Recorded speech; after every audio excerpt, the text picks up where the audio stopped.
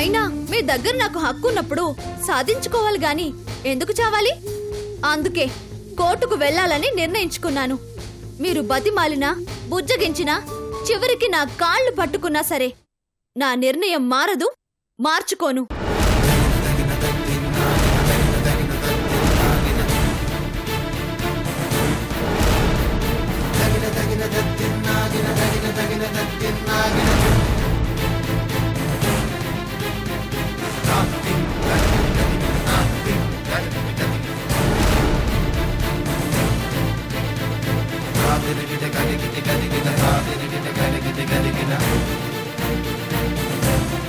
ఇప్పుడేంటమ్మా? ఒక తండ్రిగా కాళ్లు కడిగి కన్యాదానం చెయ్యాలి, దగ్గరుండి నీ పెళ్లి జరిపించాలి. అదేగా నువ్వు కోరుకునేది? సరేనమ్మా, నువ్వు కోరుకున్నట్టే చేస్తాను. ఇక కోర్టుకు వెళ్లాలన్న నీ ఆలోచన మాత్రం మార్చుకో, సరేనా? ఇవన్నీ ఏ హోదాలో చేస్తారు? ఏ హోదాలో ఏంటమ్మా? తండ్రి హోదాలోనే. తండ్రి హోదాలోనా? ఎలా? మా అమ్మ పక్కనే పీటల మీద కూర్చొని కన్యాదానం చేయటానికి మీరు మా అమ్మ మెళ్ళు తాళి కట్టారా?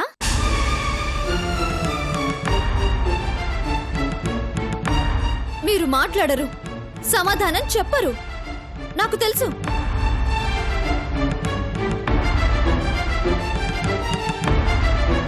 ఇప్పటిదాకా పడుతున్న అవమానాల కంటే ఎక్కువ అవమానాల్ని పడాల్సొస్తుందప్పుడు. 4 గోడల మధ్య పరిమితమైన విషయం అప్పుడు అందరికీ తెలిసిపోతుంది. మండపంలోనే నా పెళ్లి ఆగిపోతుంది.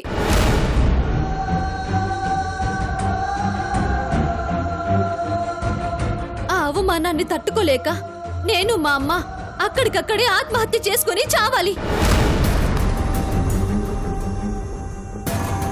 ఇలాంటి హోదా కాదు కదా నాకు కావాల్సింది. మరేం చెయ్యాలి? మా అమ్మ మెడలో తాళి కట్టాలి.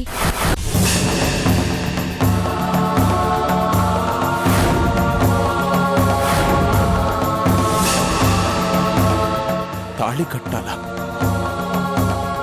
ఆ పరిస్థితి గనక ఉండుంటే ఈ పని ఎప్పుడో చేసుండేవాణ్ణి. అలా చెయ్యలేకపోవడం వల్లే కదా ఇన్నేళ్లుగా నాలో నేను ఇలా నలిగిపోతున్నాను. మీరు ఇలా అవమానాలు పడాల్సిన పరిస్థితి వచ్చింది. ఏ ఎందుకు చేయలేరు? తప్పు చేసినప్పుడు తెలీదా ఇలాంటి పరిస్థితులు ఎదురవుతాయని? ఏ మీకున్నది కొడుకు మాత్రమేనా? నేను మీ కూతుర్ని కాదా? నేను మీ రక్తం పంచుకుని పుట్టిందాన్నే కదా. మరి సమాజంలో మీ కొడుకిచ్చిన హోదాని గౌరవాన్ని నాకెందుకు ఇవ్వరు మీరు?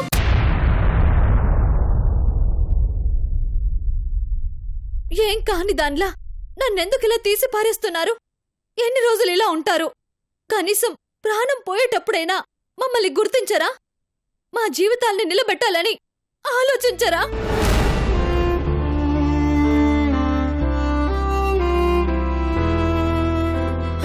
ఇంకెప్పుడు ఒక తండ్రిలా మీరు మాకు ప్రేమని పంచుతారు?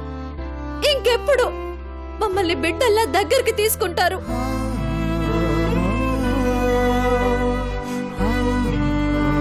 పోనీ మీకైనా అనిపించదా నాకు ఒక ఆడపిల్లుంది, దాన్ని ప్రేమగా చూసుకోవాలి అని? కనీసం మీ చేతులతో నాకెప్పుడైనా ప్రేమగా ఒక డ్రెస్ కొనిచ్చారా? చెప్పండి.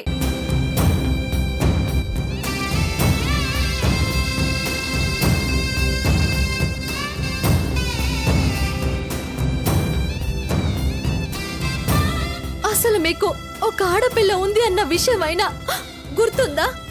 అదైనా చెప్పండి.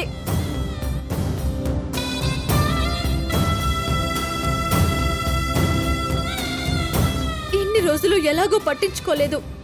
కనీసం ఇప్పుడైనా ఆలోచిస్తున్నారా? మీ రక్తం పంచుకుని పుట్టిన బిడ్డకి పెళ్ళిడొచ్చిందని దాన్ని పెళ్లి చేయడం మీ బాధ్యత అని?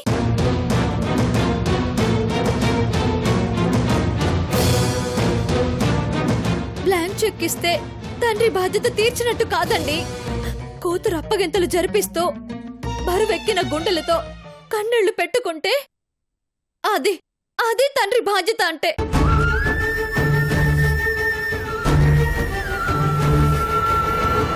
ఇన్ని రోజులు రోజులు మిమ్మల్ని తిట్టుకుంటూ తిరుగుతున్నానే. ఏ మీరంటే నా కోపమా లేక అసహ్యమా? రక్తం పంచిన తండ్రి మీద నాకు మాత్రం ప్రేమ అభిమానం ఉండదా?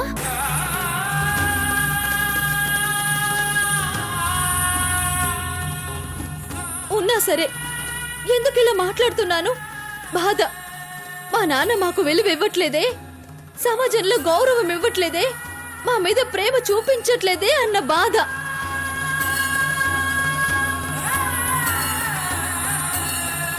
మా నాన్న మా అమ్మ పక్కన కూర్చొని కాళ్ళు కడిగి కన్యాదానం చేస్తే నేనెంత ఆనందపడతాను, ఎంత సంతోషిస్తాను, జీవితాంతం నలుగురిలో ఎంత గౌరవంగా బతుకుతాను.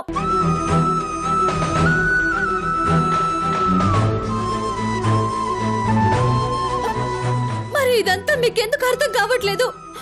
అసలు మమ్మల్ని మీ బిడ్డలని చెప్పుకోవడానికి ఎందుకు ఆలోచిస్తున్నారో అర్థం కావట్లేదు, అర్థం కావట్లేదు.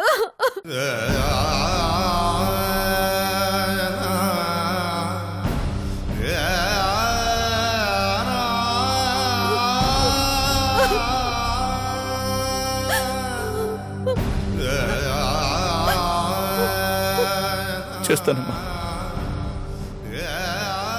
మీ అమ్మ మెడలో తాళి కడతాను. నువ్వు నా రక్తం పంచుకొని పుట్టిన బిడ్డవని అందరికీ చెబుతాను. అందరి ముందు కాళ్ళు కడిగి కన్యాదానం చేసి ఒక తండ్రిగా దగ్గరుండి నా కూతురు పెళ్లి ఘనంగా జరిపిస్తాను. ఇంకేం బాధపడకు, సరేనా?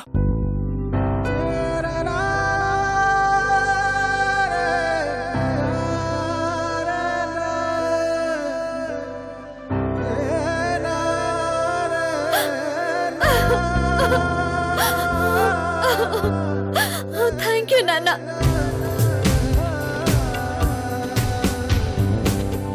పొంగిన సంద్రంలా ఉవ్వెత్తున ఎగిసింది మనసును కడగాలని ఆశ.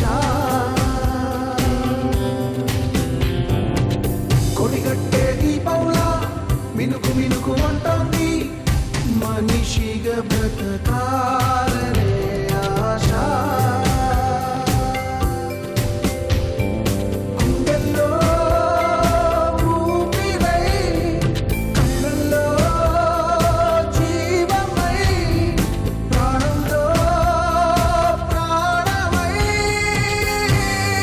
నా కూతురి మీద ప్రేమతో నేను ఇవన్నీ చేస్తాను.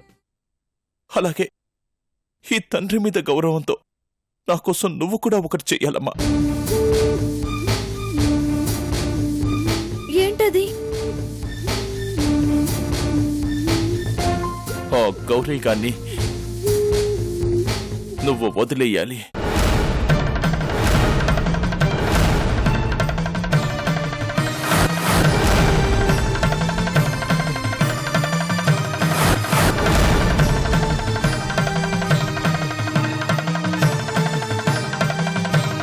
అవునమ్మా, నువ్వు అన్నావు కదా ఇప్పుడే, ఒక తండ్రిగా నా గురించి ఎందుకు ఆలోచించవు, నా భవిష్యత్తు గురించి ఎందుకు పట్టించుకోవు అని.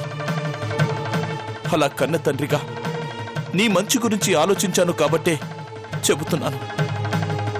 వాడు మంచోడు కాదు, మర్చిపో.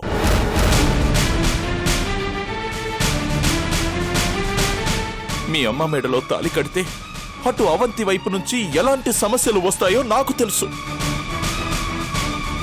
అయినా సరే భరించడానికి సిద్ధంగా ఉన్నాను.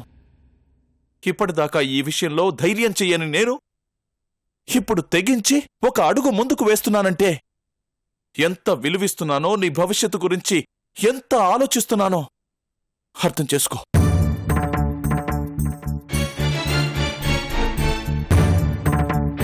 నా రక్తం పంచుకొని పుట్టిన బిడ్డ ఏ కష్టం లేకుండా జీవితాంతం సంతోషంగా ఉండాలని ఆలోచించి చెప్తున్నాను. వాడు చాలా మోసగాడు, తెలుసుకో. వాణ్ణి కాకుండా ఇంకెవరిని చేసుకున్నా సరే సంతోషంగా మీ అమ్మ మెడలో తాళి కడతాను.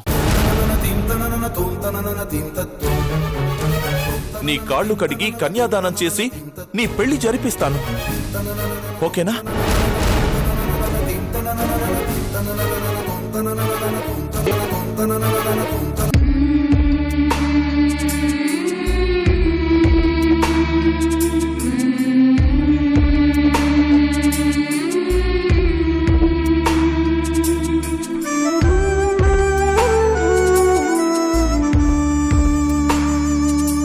ఎక్కడుంది న్యాయం ఎవ్వరమ్మ సాయం నేను నడిపిన ప్రణయరథం నేను విడిచెను ఈ నిమిషం ఎడారిలో ఏకాకి నీ ప్రేమే నేరమా మరుభూమే తీరమా ఒంటరి పావురమా. చైత్ర అంటే నాకు చాలా ఇష్టం. మీరు ఒప్పుకుంటే తనని పెళ్లి చేసుకుంటాను. ఓ గౌరీ గాన్ని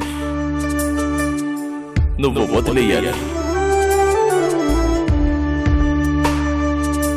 ఎక్కడుంది న్యాయం వాణ్ణి కాకుండా ఇంకెవరిని చేసుకున్నా సరే సంతోషంగా మీ అమ్మ మెడలో తాళి కడతాను.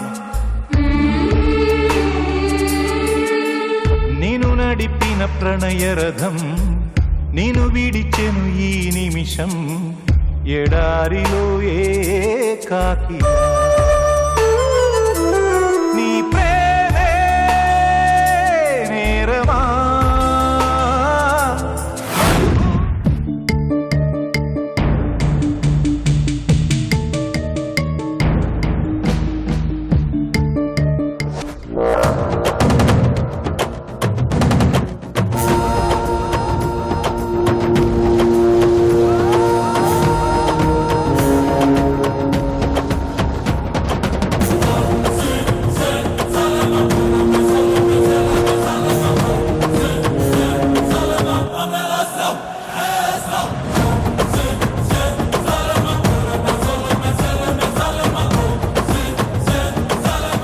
రిషి గారు మీ బుట్టబొమ్మని కలిసారా? నీకెందుకు నీ పన్ను చూసుకో. అలా కాకుండా ప్రతి విషయంలోనూ ఇన్వాల్వ్ అవ్వాలని చూసానుకో చంపేస్తాను. ఇదేంటి ఎంత సీరియస్గా ఉన్నాడు? అరే ఏదో క్యాజువల్ గా అడిగానండి, దానికి అంత సీరియస్ అయిపోతారేంటి? లైఫ్ అంటే జాగ్రత్త లేకుండా పోతుంది. ఎందుకు చెప్తున్నానో తెలుసుకోవాలి. అంతేగాని ఇంకా మూర్ఖంగా ప్రవర్తిస్తూ చేతులారా సమస్యను కొని తెచ్చుకుంటుంటే ఎవడ మాత్రం ఏం చేయగలడు? ఏ విషయం గురించి మీరు మాట్లాడేది? అసలు ఎందుకంత డిస్టర్బ్ అవుతున్నారు? ఏయ్, నీకు అనవసరం చెప్పానా? అరే అంత ఇరిటేట్ అయిపోయి మీలో మీరే అలా డిస్టర్బ్ అవ్వకపోతే విషయం ఏంటో చెప్తే సొల్యూషన్ ఆలోచిస్తాం కదా. అసలు ఎవరి గురించి మీరు మాట్లాడేది? చైత్ర గురించి. చైత్ర గురించా? మళ్ళీ ఏమైంది? ఆ గౌరీగాడు పెద్ద ఇడియట్, చీటర్. ప్రేమ పేరుతో వాడు తన్ని మోసం చేయాలని చూస్తున్నాడని అప్పటికి డాడీ చెప్పారట. అయినా సరే తను మారకుండా వాడిని ఇంకా గుడ్డిగానే నమ్ముతుందంటే ఏంటర్థం? తెలిసి తెలిసి తన జీవితాన్ని తనే నాశనం చేసుకుంటుంది. ఆ మాత్రం అర్థం కావట్లేదా తనకి? అన్ని విషయాల్లోనూ పెద్ద తెలివైన దానిలాగా మాట్లాడుతుందిగా. మరి ఈ విషయంలో ఏమైపోయింది తన తెలివి? మీది కోపమో లేక బాధో నాకు అర్థం కావట్లేదు రుచిగారు. చైత్ర గౌరిని గుడ్డిగా నమ్ముతుందని మీరు ఆవేశపడుతున్నారే తప్ప ఎందుకు నమ్ముతుందో ఆలోచించట్లేదు. అలా ఆలోచించగలుగుంటే మీరు ఇంకోలా ఆలోచించుండేవాళ్లు. అంటే చైత్రకి ఏ సంబంధం వచ్చినా తండ్రి గురించి అడిగి వెనక్కి వెళ్లిపోతున్నారు. కాని గౌరీ మాత్రం అవేవీ పట్టించుకోనని తన గతంతో సంబంధం లేకుండా తనని పెళ్లి చేసుకుంటానని చెప్పాడంట.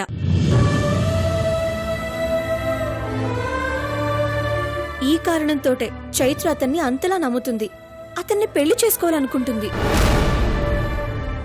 గౌరీ మంచివాడు కాదని తెలుసు. అతన్ని చేసుకుంటే చైత్ర జీవితం నాశనం అవుతుందని కూడా తెలుసు. మరలాంటప్పుడు ఊరికి ఇలా ఆవేశపడి డిస్టర్బ్ అవ్వకపోతే చైత్ర ఫ్యామిలీ బ్యాక్గ్రౌండ్ గురించి పట్టించుకోని వాణ్ణి, అర్థం చేసుకునే మంచి లక్షణాలున్నవాణ్ణి మీరే వెతికి పెళ్లి చేయొచ్చు కదా.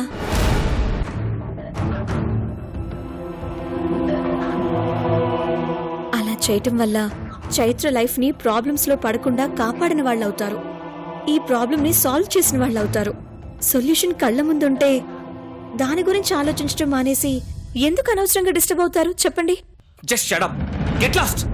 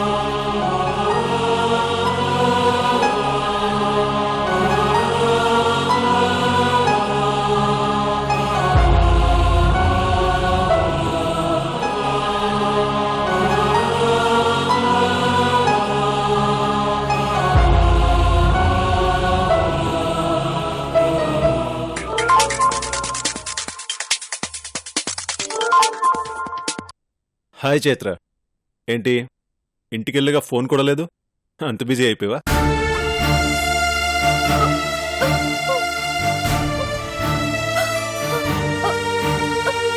Sorry sir. హే, సరదాగా అన్నాను, దానికి సారీ ఎందుకు? నేను సారీ చెప్తుంది ఫోన్ చేయనందుకు కాదు సార్.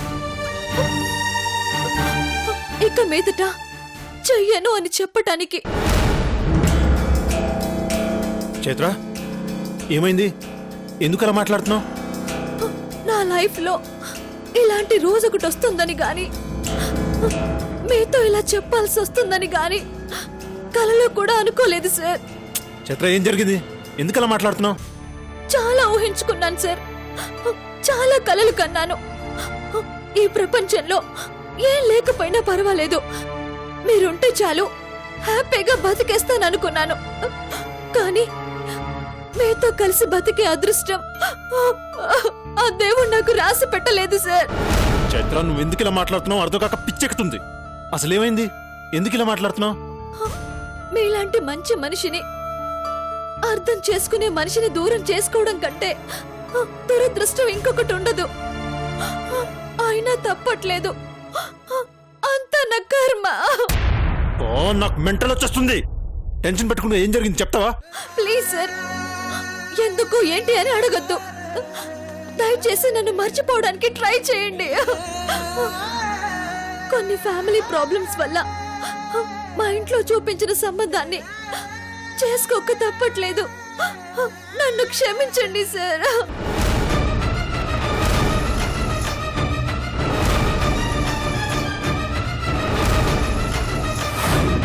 చైత్ర, ఏమవుతుంది నీకు? ఏమవుతుంది? నీకేమైనా పిచ్చా? ఏమైనా ప్రాబ్లమ్స్ ఉంటే దాన్ని సాల్వ్ చేసుకోవాలి, అంతేగాని నువ్వు ఎలాంటి డిసిషన్స్ తీసుకుంటావా? ఇంతకంటే నాకు మరో మార్గం లేదు. నా పరిస్థితిని అర్థం చేసుకోండి. మరో లైఫ్ ఉంటే మీతో కలిసి బతకాలని కోరుకుంటాను. మిమ్మల్ని బాధ పెడుతున్నందుకు సారీ సార్. చైత్ర, చైత్ర!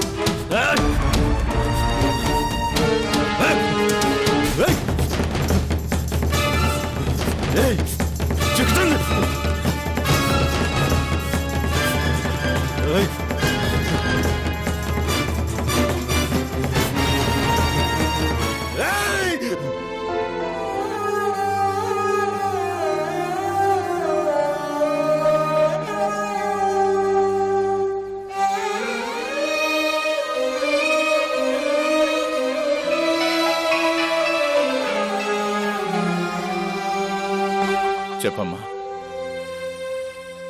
మీ కండిషన్కి నేను ఒప్పుకుంటున్నాను.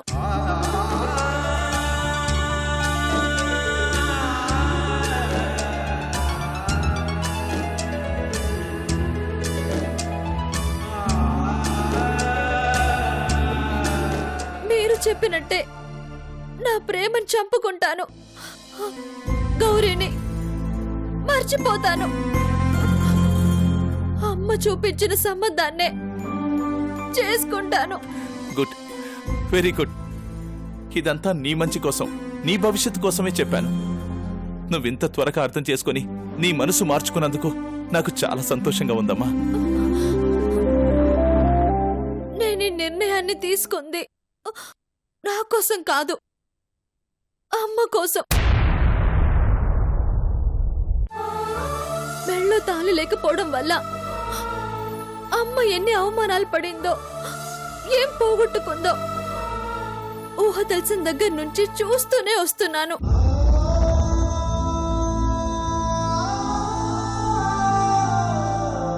ఒక ఫంక్షన్ కి పేరెంటానికి వెళ్ళగలిగేది కాదు, ఇరుగు పొరుగు వారితో మనస్ఫూర్తిగా మాట్లాడగలిగేది కాదు.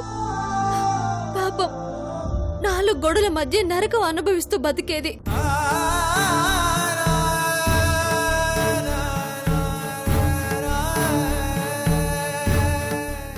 నన్ను మబ్బి పెట్టడానికి కొత్త నాటకం మొదలు పెట్టారా?